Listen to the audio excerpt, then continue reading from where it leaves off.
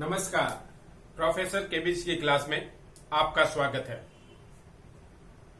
पिछले वीडियो में हमने दास वंश के एक महत्वपूर्ण शासक गयासुद्दीन बलबन के बारे में पढ़ा था। 1286 ईस्वी के अंतिम में उसकी मृत्यु हो जाती है।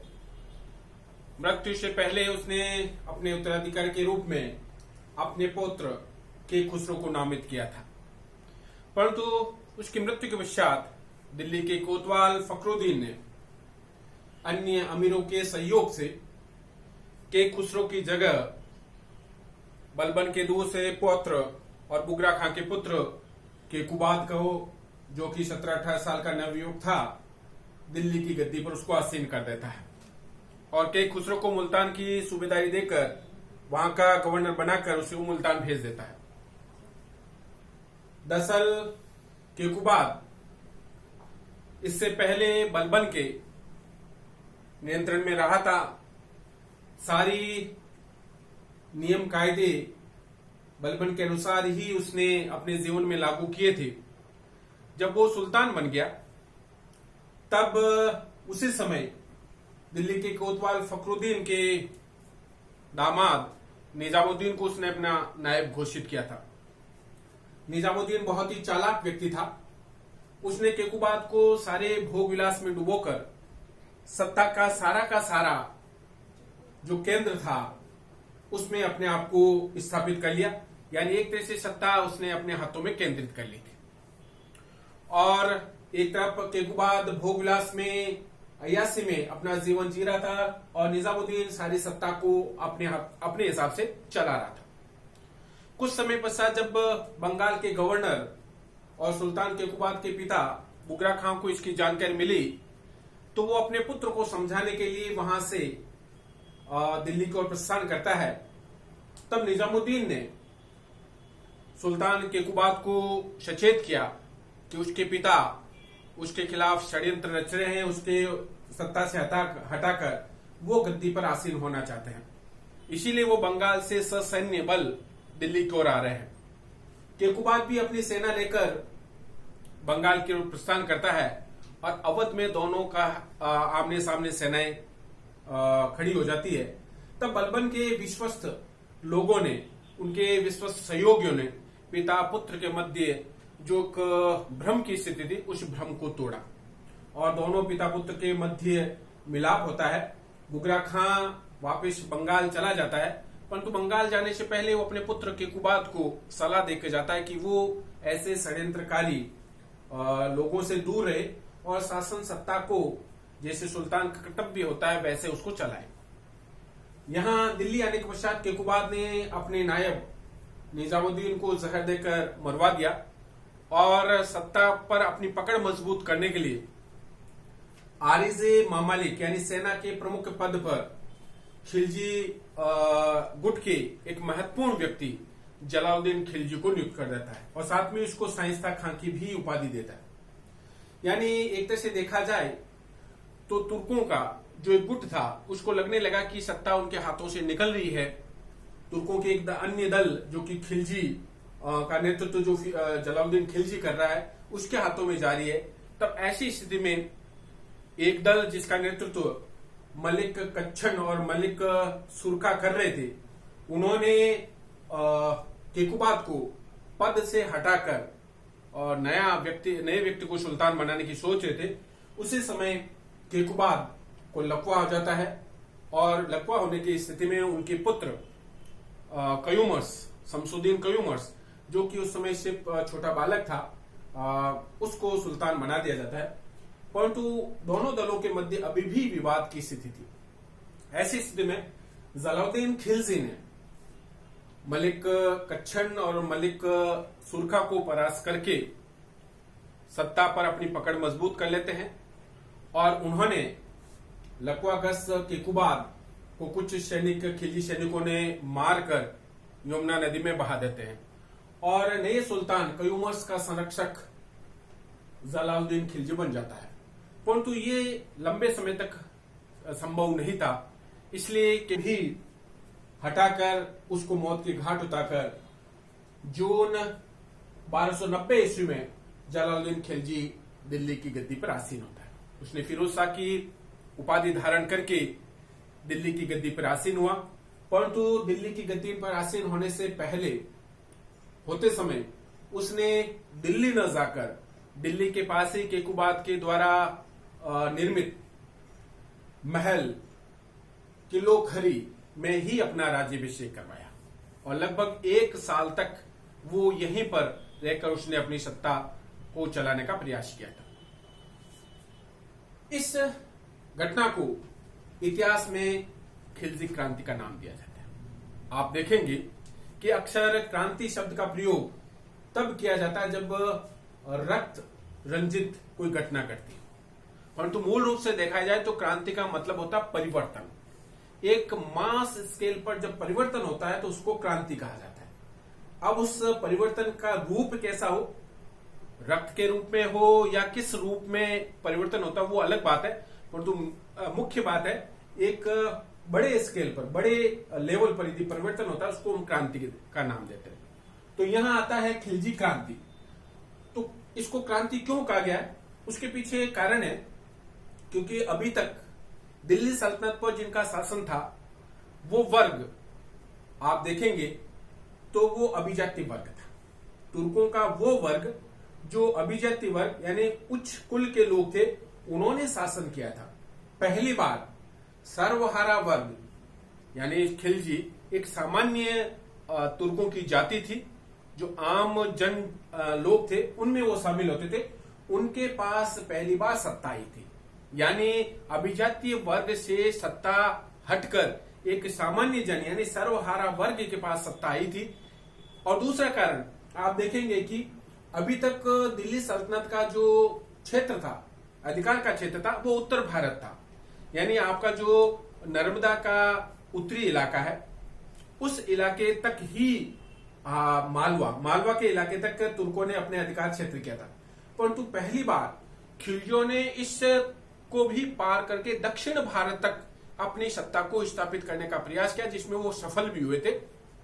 इसलिए इस नए परिवर्तन को यानी गुलाम वंश के स्थान पर खिलजियों की सत्ता की जो स्थापना होती है, इसको एक महत्वपूर्ण और क्रांतिकारी परिवर्तन मानते हुए इतिहासकारों ने इस परिवर्तन को खिलजी क्रांति का नाम दिया है। ठीक है। जलालुद्दीन खिलजी ने जून 1290 ईस्वी में दिल्ली के पास स्थित किला खेरी, जिसको किला गड्डी भी कहा जाता है, वहां केकुबाद के द्वारा निर्मित महल में अपना राज्याभिषेक करवाया और 1 साल तक यहीं से उसने अपनी सत्ता चलाने का प्रयास किया था।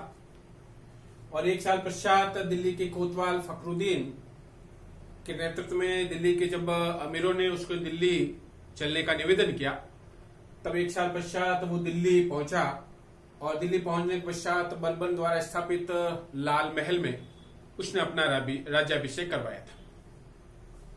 जलालुद्दीन खिलजी की आप आंतरिक नीति देखें तो सल्तनत काल का वो पहला और एकमात्र सुल्तान था जिसकी नीति थी दूसरों को खुश करने की।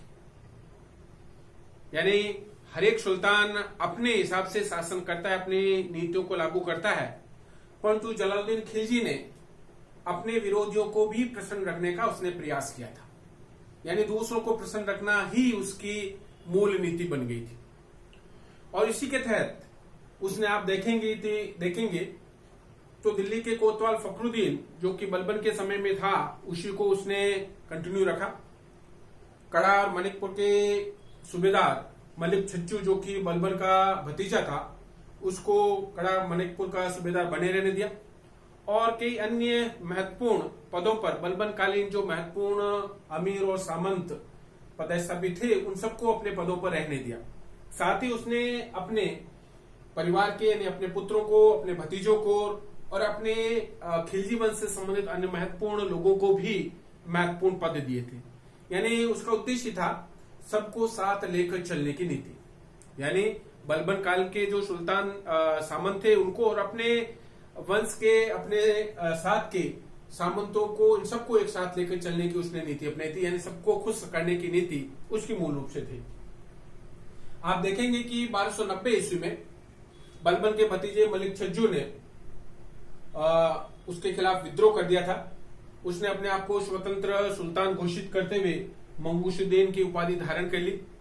उसने अपने नाम का खुतबा पढ़ा, अपने नाम के सिक्के जारी कर दिए थे। उसको दबाने के लिए उसने अपने दूसरे पुत्र अरकली खां को वहां भेजा था, जिसने मलिक छज्जू के विद्रोह को दबाकर उसको बंदी बनाकर दिल्ली जब वो लेकर आया, तब जलालुद्दीन खिलजी ने उसको और उनके साथियों को मुक्त करने का आदेश दिया और उसने मलिक छज्जू के अनुयायियों की प्रशंसा की और कहा कि वास्तव में इन्होंने अपने स्वामी भक्ति का परिचय दिया, क्योंकि बलबन का एकमात्र वंशज मलिक छज्जू ही है, इसलिए उनके प्रति वफादारी निभाने का जो समय आया उस समय उन्होंने उनका साथ दिया, इसलिए वो उनका प्रशंसक है और उन सबको उसने आजाद कर दिया था। दूसरा आप देखेंगे कि उस समय से काफी लुटेरे डाकू दिल्ली पहुंच चुके थे और उन्होंने दिल्ली में जगह जगह धावे बोलकर वहां लूटपाट की थी। और जब उनका भंडाफोड़ हुआ और उनको पकड़ा गया तो लगभग उनकी 1000 संख्या थी। जब इन सब ठगों डाकुओं को बंदी बनाकर सुल्तान के सामने पेश किया तो सुल्तान ने इन सबको सजा देने के बजाय उन्हें उपदेश दिया, सही मार्ग पर चलने का उनको उपदेश देकर उन सबको बंगाल छोड़ने का आदेश दिया। यानी उसकी इस उदार नीति के कारण उस समय के जो खिलजी सरदार थे, नवयुवक थे, वो उसके खिलाफ हो चुके थे।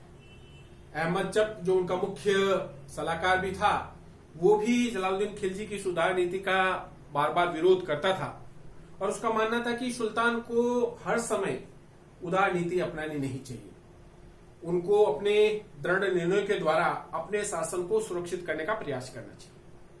परंतु एक घटना जलालुद्दीन खिलजी के समय में घटी थी, वो सबको आश्चर्यचकित करने वाली थी। वो था सिद्दी मौला का हत्या। सिद्दी मौला मूलतः ईरानी दरवेश था, फकीर था और दिल्ली में आकर उसने अपना मठ स्थापित कर रखा था। यहाँ उसके काफी फॉलोअर्स थे और ऐसी अफवाह उड़ी कि वो षड्यंत्र रखकर जलालुद्दीन खिलजी को हटाकर स्वयं दिल्ली का सुल्तान बनना चाहता है। इस अपराध में उसको बंदी बनाकर सुल्तान के सामने पेश किया, जहां सुल्तान ने उसको मृत्युदंड की सजा दी थी। उसको हाथी के पैरों के नीचे कुचलकर उसको मौत के घाट उतार दिया था। ये एकमात्र ऐसा घटनाक्रम है जो जलालुद्दीन खिलजी के व्यक्तित्व यानी सुल्तान बनने के बाद के उसके व्यक्तित्व के विपरीत जाती, क्योंकि उदारवादी सुल्तान था। ये एक घटना है जिसमें उसने कठोरता का परिचय दिया था। इसके अलावा आप देखें तो उसके समय में जो आक्रमण हुए हैं, उन आक्रमणों में 1291 ईस्वी में उसने रणथंबोर पर आक्रमण करने का निश्चय किया था और रणथंबोर पर उस समय का जो शासक था, चौहान वंश का शासक हमीद, उस समय शासन कर रहा था, जो अपनी सूरवीरता, अपनी दृढ़ प्रतिज्ञा के लिए जाना जाता है। उसने अपनी इस दुर्ग की इतनी अभेद्य किलेबंदी की कि वो उस दुर्ग को जीतने में सफल नहीं हुआ था। यद्यपि इसके पास में एक छोटा दुर्ग जाइन है, उस जाइन को दुर्ग को जीतने में जलालुद्दीन खिलजी सफल हुआ था, परंतु रणथंबोर पर विजय करने में वो सफल नहीं हुआ था। तब जलालुद्दीन खिलजी ने अपनी इस असफलता का जो आवरण है, असफलता को ढकने के लिए उसने आवरण ओढ़ा कि एक मुसलमान के बाल के बराबर मैं ऐसे कई दुर्गों को नौछावर कर सकता हूं, यानी मुझे ऐसे दुर्ग नहीं चाहिए जिसमें मुसलमानों का खून बहे। यानी उसने अपनी असफलता को ढकने का प्रयास किया था। 1291 ईस्वी में मंडोर पर भी आक्रमण किया था, वहां उसको विजय मिली, परंतु वो विजय लंबी नहीं हुई थी। उसके जाने के तुरंत पश्चात ही वापिस वहां पर राजपूतों ने अपना अधिकार कर लिया था। 1292 ईस्वी में उसके समय में एक महत्वपूर्ण घटना घटती है। मंगोल आक्रमणकारी अब्दुल्ला के नेतृत्व में मंगोलों ने भारत पर आक्रमण किया था और ये अब्दुल्ला हलाकू का पुत्र था। और इसके नेतृत्व में जब मंगोल आक्रमणकारी दिल्ली की तरफ बढ़ रहे थे, तो सुमन नामक स्थान पर जलालुद्दीन खिलजी ने अपनी सेना के द्वारा इनको परास्त किया। तत्पश्चात उनके साथ संधि हुई और इस संधि के तहत अब्दुल्ला वापस अपने इलाके में जाने के लिए राजी हुआ था, परंतु उन्हीं में से उल्गू नामक व्यक्ति जो चंगेज खां का वंशज था, उसके साथ में लगभग 4000 मंगोलों ने इस्लाम धर्म स्वीकार करके भारत में रहने का ही निश्चय किया। जलालुद्दीन खिलजी ने अपनी पुत्री का विवाह उल्गू के साथ किया था तथा उनको रहने के लिए दिल्ली के पास एक नए नगर की स्थापना की थी, नई बस्ती स्थापित की थी, जिसको मुगलपुर कहा जाता है। और ये भारतीय इतिहास में बाद में नव मुसलमान के नाम से जाने जाते हैं। बहुत ही इंपॉर्टेंट शब्द है, काफी पूछा जाता है एग्जामिनेशन में। नव मुसलमानों के नाम से ये जाने जाते हैं। 1292 ईस्वी की एक घटना है। जलालुद्दीन खिलजी के समय में 2 और महत्वपूर्ण आक्रमण होते हैं। इन आक्रमणों का नेतृत्व उसके भतीजे और कड़ा और मानिकपुर का जो सूबेदार होता है अलाउद्दीन खिलजी, वो करता है। उसने 1292 ईस्वी में भिलसा नामक स्थान पर आक्रमण करने का निश्चय किया और उसने सुल्तान से अनुमति लेकर अपनी सेना लेकर यहां पहुंचा और यहां विजय करने के पश्चात यहां से अपार धन दौलत लेकर वो वापस अपने इलाके कड़ा मानिकपुर पहुंच जाता है। यहां से उसने इस लूट में से काफी कुछ धन दौलत अपने चाचा और अपने सुल्तान जलालुद्दीन खिलजी के पास भेजता है और इस भेंट के द्वारा वो उसको प्रसन्न करने में सफल होता है। इसी समय अलाउद्दीन खिलजी को दक्षिण भारत के एक महत्वपूर्ण राज्य के बारे में जानकारी मिली थी, वो था देवगिरी। यानी इस देवगिरी के बारे में उसको सूचना मिली कि ये जो शहर है बहुत ही धन्य धान्य से परिपूर्ण है और यदि इस पर आक्रमण किया जाए तो उसे काफी धन दौलत मिल सकती है। और चूंकि उस समय की जो स्थितियां देखें तो जलालुद्दीन खिलजी की उदारवादी नीति के कारण जो नवयुवक खिलजी सरदार थे वो सारे के सारे उसकी नीतियों से खुश नहीं थे और वो चाहते थे कि एक ऐसा व्यक्ति दिल्ली की गद्दी पर आसीन हो जो उनके इरादे हैं, उनके जो सपने हैं, उनको पूर्ण कर सके। और उनके लिए वो सबसे उपयुक्त अलाउद्दीन खिलजी ही था। तो और अलाउद्दीन खिलजी के लिए ये जरूरी था कि वो सुल्तान बनने के लिए, सत्ता परिवर्तन करने के लिए उसके पास काफी धन दौलत हो, ताकि वो उससे अपनी सेना को मजबूत कर सके, सेना को इकट्ठी कर सके। इस हेतु उसके लिए जरूरी था कि वो इस देवगिरी पर आक्रमण करके वहां से काफी धन दौलत प्राप्त करे। और इसी उद्देश्य से उसने 1294 ईस्वी में कड़ा से अपनी सेना लेकर दक्षिण की ओर प्रस्थान करता है और अपने विश्वस्त अल्लाह उल मुल्क को कड़ा की जिम्मेदारी सौंप कर दक्षिण की तरफ पहुंचता है और यहां वो बड़े ही चुपचाप तरीके से पहुंचता है और देवगिरी पर आक्रमण कर देता है। यहाँ के शासक रामचंद्र देव राय ने उसका मुकाबला किया, परंतु लंबे समय तक घेराबंदी होने के कारण वो अपने आप को असहाय समझकर उसने अलाउद्दीन खिलजी के साथ संधि की और इस संधि के तहत उसने वहां से अपार धन दौलत प्राप्त की थी। उसी समय उसके पुत्र शंकर देव ने इसका विरोध किया था। उसने जो दक्षिण अभियान पर गया था वो आ जाता है, अलाउद्दीन खिलजी के साथ वो मुकाबला करता है, परंतु उसको भी पराजय का सामना करना पड़ता है। यानी एक तरह से देखा जाए तो इस अभियान में अलाउद्दीन खिलजी देवगिरी के शासक रामचंद्र राय को परास्त करके वहां से अपार धन दौलत लेकर वापस अपने इलाके कड़ा पहुंच जाता है।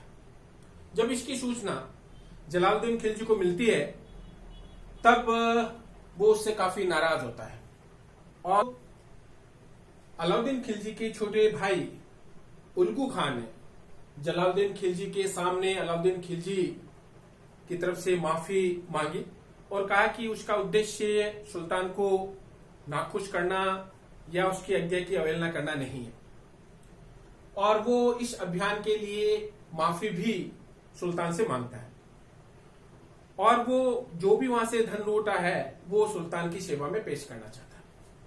कहता है कि जलालुद्दीन खिलजी ने अपने भतीजे को माफ करते हुए उससे मिलने का निश्चय किया, क्योंकि उसका जो छोटा भाई था उल्गू खां, उसने जलालुद्दीन खिलजी को कड़ा पहुंचने के लिए सहमत कर लिया था और उनकी बातों में आकर जलालुद्दीन खिलजी अपने भतीजे अलाउद्दीन खिलजी से मिलने के लिए कड़ा पहुंचता है।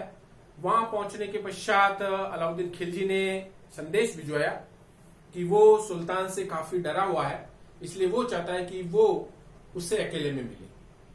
और ऐसा ही होता है, जलालुद्दीन खिलजी गंगा नदी को पार करके अलाउद्दीन खिलजी के कैंप की तरफ बढ़ता है।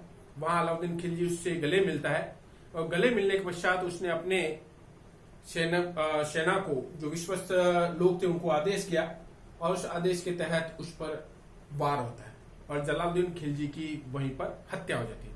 यानी खिलजी वंश के संस्थापक जलालुद्दीन फिरोज खिलजी की हत्या उसी के भतीजे, उसके दामाद अलाउद्दीन खिलजी ने 1296 ईस्वी में कड़ा नामक स्थान पर करके उसने अपने आप को सुल्तान घोषित कर देता है। यानी एक तरह से देखा जाए तो खिलजी वंश के जो संस्थापक जलालुद्दीन खिलजी था, जो अपनी उदार नीति के लिए जाना जाता है, और इसी उदार नीति के फलस्वरूप ही उसकी हत्या हो जाती है। और इसके पश्चात इस गद्दी पर इस वंश का और सल्तनत काल का सबसे महत्वपूर्ण ताकतवर शासकों में से एक अलाउद्दीन खिलजी गद्दी पर आसीन होता है।